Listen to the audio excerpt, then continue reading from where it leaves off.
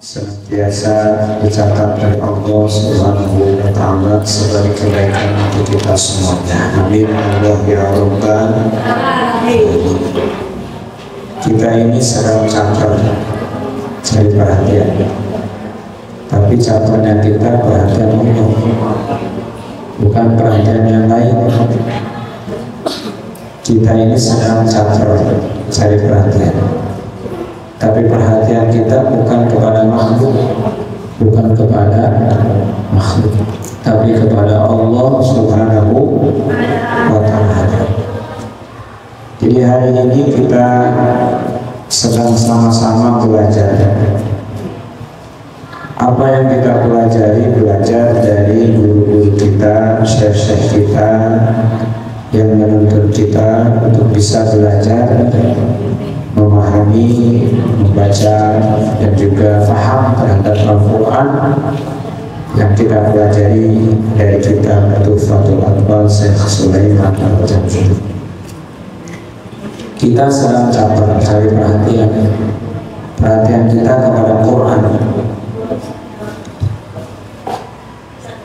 karena bisanya Al-Quran itu bukan hanya bisa baca. Bisanya kepada Al-Quran bukan hanya bisa baca, tapi disebut bisanya kepada Al-Quran pertama menghadirkan haknya Al-Quran. Dari sisi makhraj kita berikan haknya, dari sisi bacaan kita berikan haknya. Jadi haknya huruf kita baca. Maka kemarin kita mempelajari bacaan-bacaan huruf-huruf makhraj sesuai dengan makhrajnya sifatnya.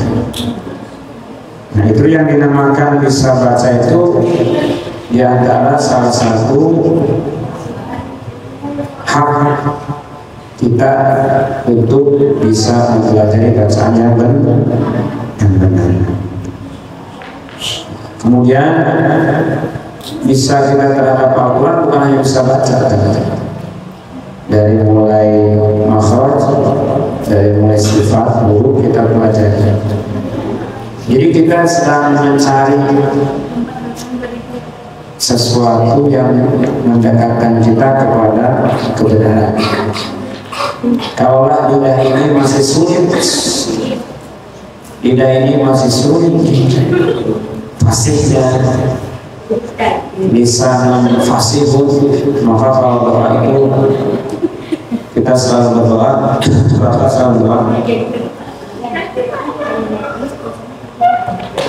doanya yang selalu diajarkan oleh guru bapak ini, dan supaya lisan ini lisan yang fasih, lisan yang mudah membacakan ayat-ayat Al-Quran, bukan lisan yang sulit membaca ayat-ayat Al-Quran. Apalagi kita mendengarkan guru aja, mendengarkan membaca Al-Quran, penjelasan Al-Quran, kita sulit fokus, kita sulit memperhatikan. Ya, Bapak selain sungguh-sungguh ingin belajar dan fokus, karena bukan soal waktu yang lama ngaji itu, tapi seberapa besar waktu yang produktifnya kita gunakan untuk ngaji. Kalau sehari kita sampai jam 20 ya, belajar, itu bisa dihitung fokusnya itu dalam jam-jam berapa. Dan bacaan Al-Quran yang sedang kita pelajari juga menuntut kita untuk bisa fokus mengeluarkan huruf-huruf sesuai hak hurufnya. Jadi orang-orang yang Allah telah beri kitab, maka mereka membacanya sebagaimana sesuai. Jadi ketika diberikan kitab, ketika diberikan Al-Quran, bacanya sesuai. Itulah orang yang beriman gitu. Quran surat Al-Baqarah kita. Alladzina atainahumul kitaba yatlunahu haqqa tilawatihi ulaika yu'minuna bihi. alladzina orang-orang yang atainahumul kitab yang telah diberi kitab, kemudian yatlunahu, yatlu itu membaca kepada kitab dengan semestinya, haqqa tilawati dengan semestinya. Jadi haknya haqqa tilawati, tilawah itu membaca. Tapi kalau makna guru kita Ustaz Ibnu, tilawah itu dengan bacaan yang tilawah itu dengan bacaan yang mati. Jadi itulah orang-orang yang beriman. Bahkan orang yang diberi kitab oleh Allah, bacanya benar dengan semestinya, itu digolongkan mereka itulah yang beriman. Luar biasa ya. Jadi orang-orang yang bacaannya benar, bacaannya sesuai ya, itu tentu kalau bacaan sesuai tidak garuk-garuk kepala, tapi garuk-garuk dada gitu, gitu. Nah jadi haqqa tilawati dengan bacaan yang benar. Jadi nggak usah malu, nggak usah ragu, nggak usah minder kalau kita sedang belajar alif-alifan, kalau kita sedang bacain makhraj ya. Kalau dari sisi hukum tufatul alfaz selesai, nun mati dan tanwin, hukum alif lam, hukum mim kan gitu. Tapi alif lam memang ada ya, nun mati dan tanwin saja gitu ya. Nah jadi mereka itulah orang-orang yang beriman. Mereka itulah orang-orang yang beriman. Jadi ternyata orang-orang yang beriman menurut Quran surat Al-Baqarah ayat 121 adalah orang-orang yang ketika diberi kitab, orang-orang yang ketika diberi kitab oleh Allah Subhanahu wa taala, maka dia baca dengan semestinya. Maka itulah orang-orang yang beriman. Maka kalau dibalik, kalau orang yang tidak beriman, berarti bacanya tidak sesuai. Rasulullah bersabda, khairukum man ta'allama al-Qur'an wa 'allamahu. Jadi sebaik-baiknya di antara kita di orang-orang yang mempelajari Al-Quran. Mau tahu siapa yang terbaik di antara kita, ya dia yang mempelajari Al-Quran. Mau tahu yang terbaik, yang terpilih, yang betul-betul sebaik-baiknya kalian, itulah orang yang mempelajari Al-Quran dan mengajar. Itu hadis Bukhari dari Utsman bin Affan. Nah kemudian al-mahiru bil Quran ma'as safaratil kiram. Orang yang mahir ini nanti kita ketika bisa mahir dalam membaca, menghafal, itu bersama para malaikat yang mulia. Ini malaikat yang taat kepada Allah. Orang-orang yang baca Al-Quran itu ada juga yang terbata-bata, sulit baca, tapi dia juga mendapatkan pahala di sisi Allah Subhanahu wa ta'ala.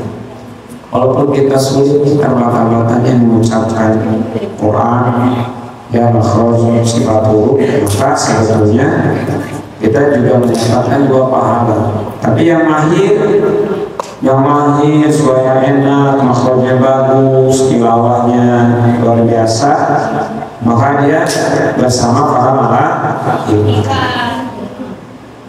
Jadi ya baca Quran sudah maklumnya.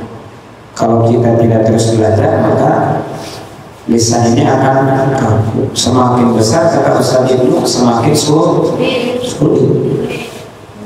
Ya, semakin besar usia kita dan semakin sulit. Maka niat kita mengikuti guru, mengikuti petunjuk dari guru.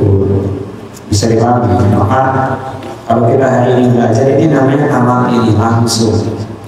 Guru harus memiliki kemampuan yang khusus, ya, dan juga memiliki sanad. Memiliki sanad itu apa? Suka pada sampaikan sanad itu apa? Ya, mungkin ukuran kita secara umum ijazah. Tapi bahasa Indonesianya kalau dalam kamus, mungkin kamus KBBI, mata rantai. Artinya apa? Mata rantai. Jadi tersambung, terhubung. Jangan-jangan kita terhubungnya bukan sama bagian hati, gitu kan? Ketika baca Quran. Nah, terhubung kepada siapa? Bagian bersyukur kalau kita sadar kita terhubung, tersambung kepada bagian. Nah, sebagaimana Syekh Utsman dalam kitab Haqqut Tilawah ada pesannya. Ketika kita membaca Al-Quran, hendaknya mulai bacaan mempelajari Al-Quran itu secara langsung alami.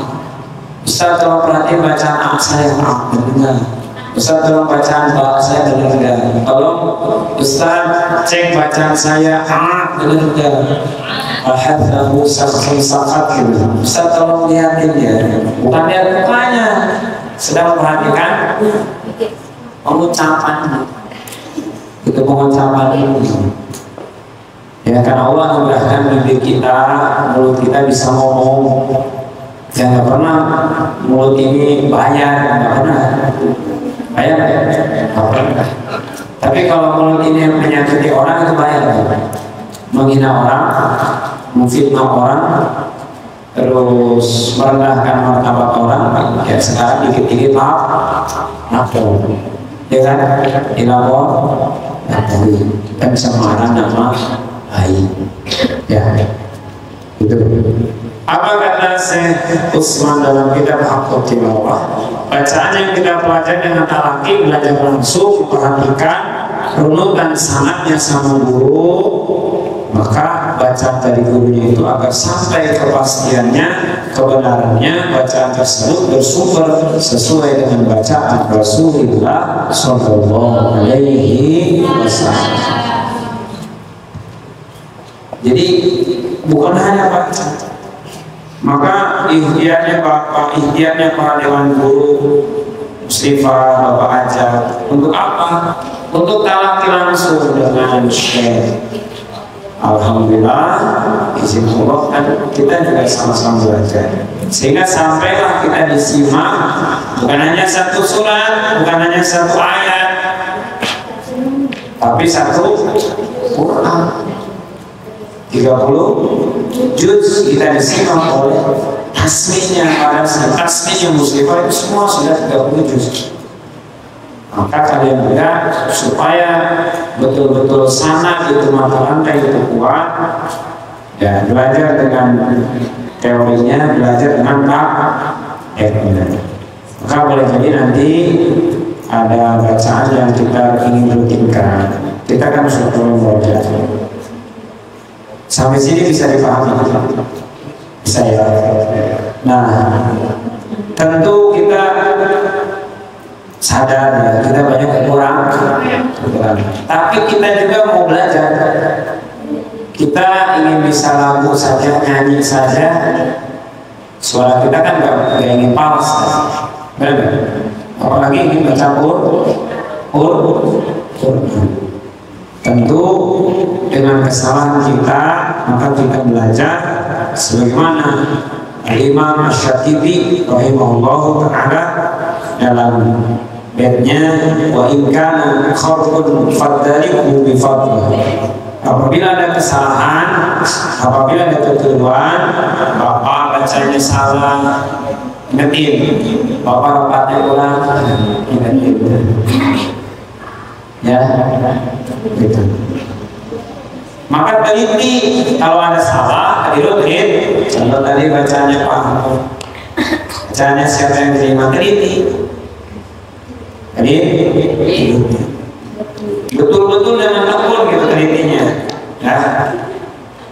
Jadi orang yang berpengetahuan itu selalu memperbaiki. Orang yang pintar itu bukan orang yang berhenti belajar. Orang yang pintar itu bukan orang yang berani belajar. Kalau dia pintar maka belajarnya terus.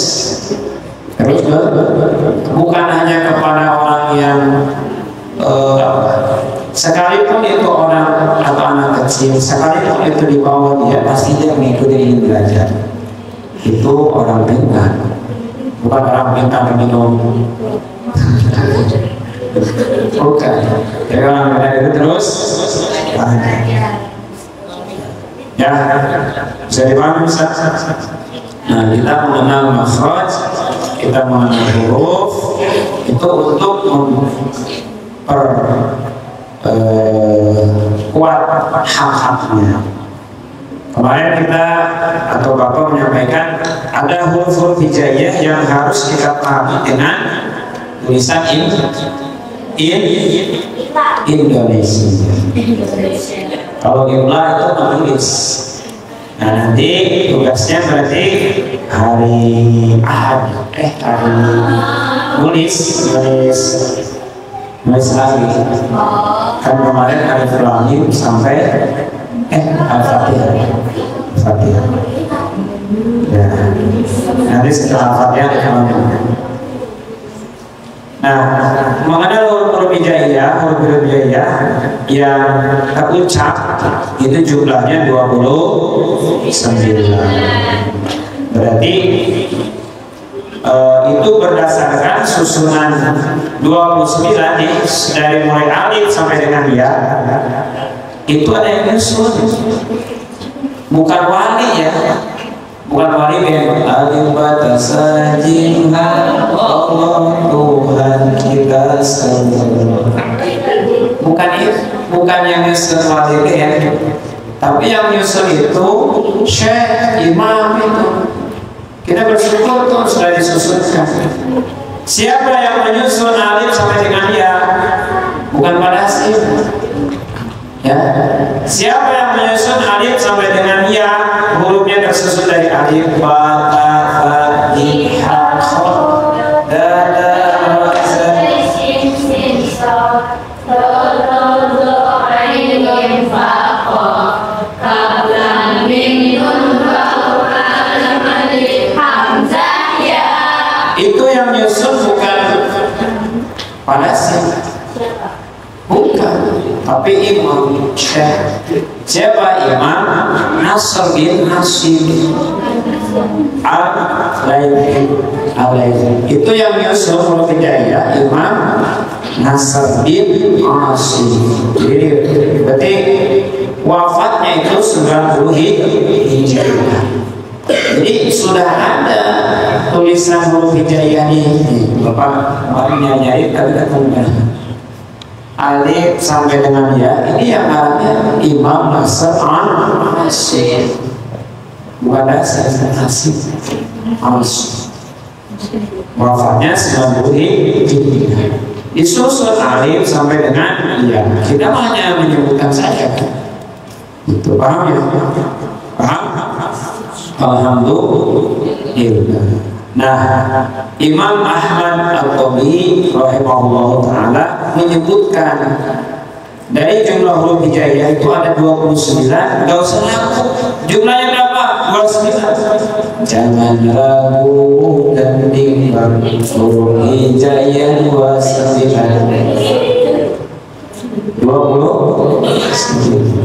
Wa iddatul hurufil hijai tis'un wa ishruna bila jirai. Siapa yang ngomong? Bukan pada sini, bukan siapa?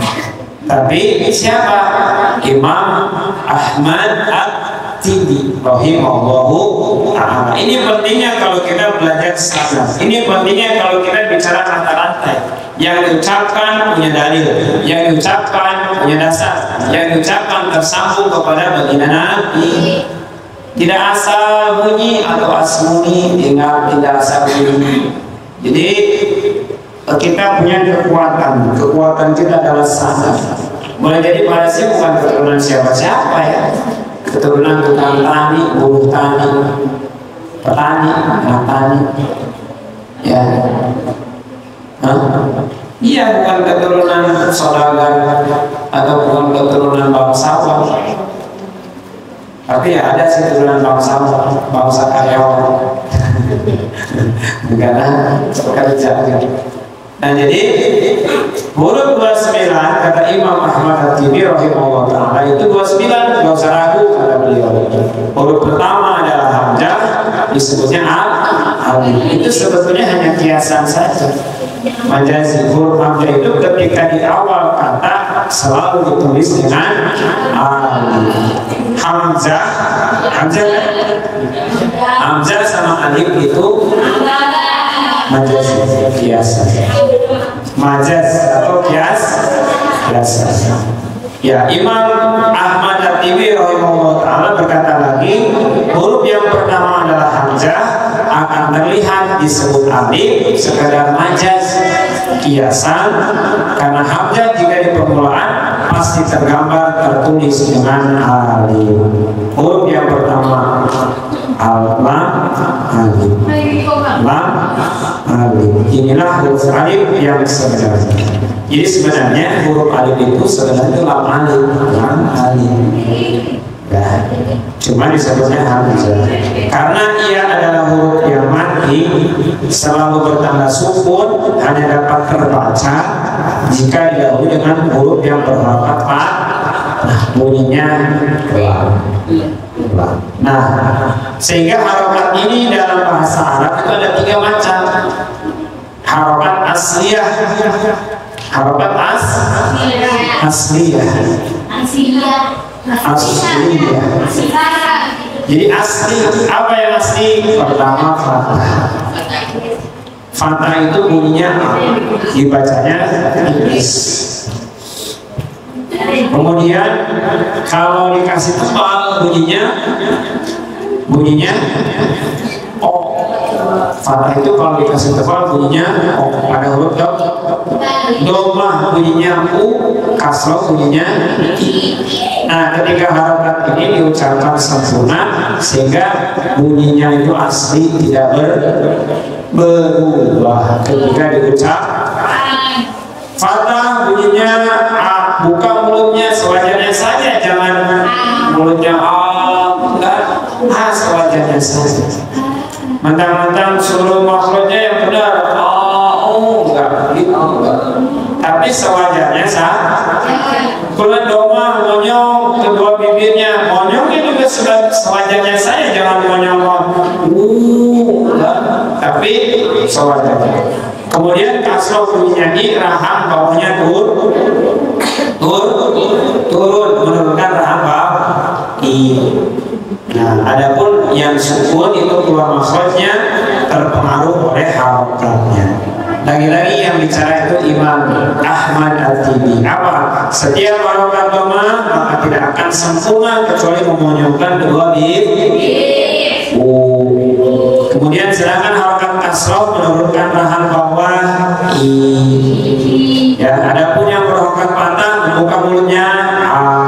Itu kata siapa? Bukan kata bapak, kata Imam Ahmad At-Tibi rahimahullahu ta'ala. Disusun latihannya a, i, u, a.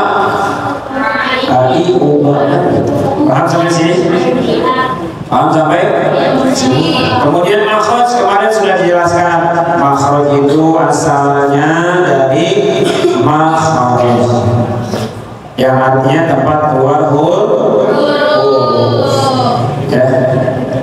Nah, ini ada kewajibannya di kata Ibnu Jazari.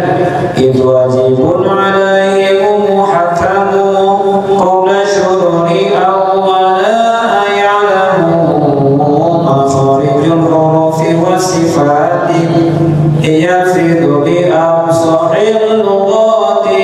Artinya wajib bagi para pembaca sebelum baca Quran. Sebelum baca Quran apa wajibnya? Terlebih dahulu mengetahui tempat keluarnya huruf dan sifat-sifatnya huruf. Wajib bagi santri mau baca Quran harus tahu sifat huruf, harus tahu makhrajul huruf agar bisa dibaca dengan fasih. Ya. Nah, makhrajul huruf artinya tempat keluarnya huruf. Ya. Caranya ya kasih harokat. Caranya ya ucap. Sampai sini bisa dipahami? Tempat keluarnya huruf ada 17. Makhrajul huruf itu ada 17. Kata siapa? Kata Ibnu Jazari. Makhrajul huruf sab'ata asyar ala alladhi yakhtaru man ikhtabar. Tempat keluarnya huruf ada 17. Yang memilihnya adalah orang yang teruji. Artinya apa yang teruji? Sudah tidak diragukan lagi. Kemudian kemarin kita bahas makhrajul huruf. Tabelnya itu disingkat 5 dari 17 disingkat 5. Ada bab jauf, ada bab halqi, ada bab lisan, ada bab syafatain, ada bab khaisum. Dibagi berapa bab? 5. Mulai dari syafatain atau al-jauf, al-halqi, lisan dan khaisum. Mulai dari lubang tenggorokan, lidah, dua bibir dan rongga hidung. Itu kumpulannya dibagi 5 dalam 17 ya, dalam 17 Kemarin kita belajar terkait tentang al-has. Kenapa? Karena kita ingin bisa membedakan. Sebetulnya itu bab loncat. Bab loncat apa? Supaya gampang menghafalnya kalau menyebut makhrajul huruf dengan loncat materi antara perbedaan yang jelas dengan yang sama, yang mengalir dengan pertama. Kemarin gimana? Hamas, gimana? Pakai nada apa? Tuh 2, 3. Hamas, nafas berhembus, nafas tertahan.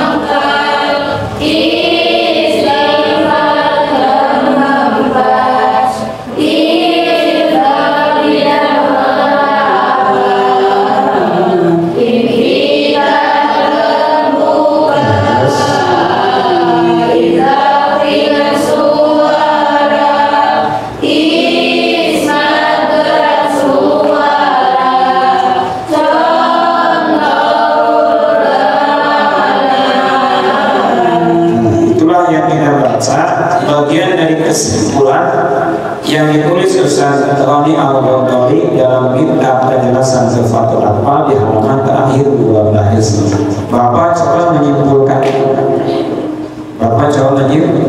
dengan perbedaan makhraj yang berlawan.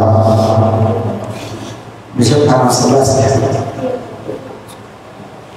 Di makhraj yang berlawan. Nah, jadi hamas kemarin sudah dijelaskan ada 10 hurufnya. Fahal tahu langsung sakat. Ya, dalam kumpulan itu juga bukan kata padas yang disingkat itu. Kalau Bapak bilang itu kata Bapak ya kata Bapak. Tapi kalau memang itu dari para syekh, para pengarang, ya itu sebutkan dari para pengarang. Ibnu Jazari menyebutkan faham mahmusuha